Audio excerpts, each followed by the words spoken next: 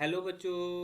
हमारा प्रश्न है किसी कोश के एसपीडी उपकोश के उसमें उपस्थित इलेक्ट्रॉनों पर बढ़ते हुए प्रभावी नाभिकीय आवेश मतलब कि जेड इफेक्ट के क्रम को व्यवस्थित कीजिए। चलिए समझते हैं इस प्रश्न को। अगर बात की जाए इस प्रश्न की मुख्य अवधारणा की, तो मुख्य अवधारणा में हमें समझना होगा कि प्रभावी नाभिकीय आवेश किसको बोलते हैं। ठीक है, प्रभावी नाभिकीय आवेश। तो मान लो कि हमारे पास कोई ये एक एटम है, कोई परमाणु है, उसका एक केंद्र है, नाभिक है। उस नाभिक में क्या होता है, धन आयन रहता है। धन आयन मतलब कि प्रोटॉन रहता है, जो कि जिस पर धन आयन होता है।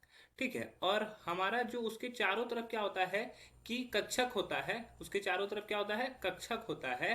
और इसी कक्षक में इलेक्ट्रॉन होते हैं, और इलेक्ट्रॉन पर क्या होता है, ऋण आयन होता है।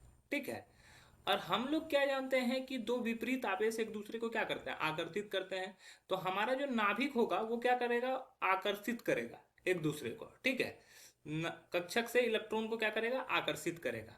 तो अब क्या होगा कि जिसका नाभिक से जिसका डिस्टेंस कम होगा वो क्या होगा, वो दूरी कम होगा तो आकर्षण बल अधिक होगा। प्रभावी नाभिकीय आवेश उतना ही अधिक पड़ेगा। मतलब कि आकार छोटा होने पर तथा आकार छोटा होने पर प्रभावी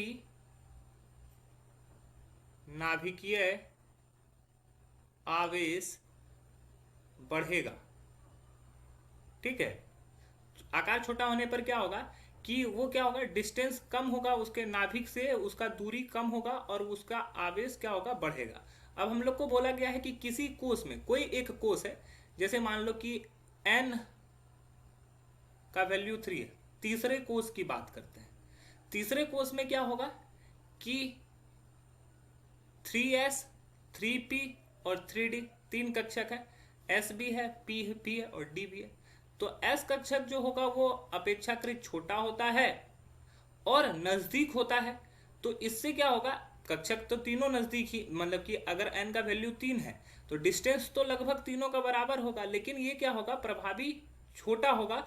छोटा होने की वजह से इसका नाभिकीय आवेश अधिक प्रभावी होगा, उससे अधिक प्रभावी होगा पी से, और पी डी से अधिक प्रभावी होगा। तो पैटर्न जो बनेगा वो S is greater than P is greater than D. आशा है यह प्रश्न आपको समझ में आया होगा। धन्यवाद।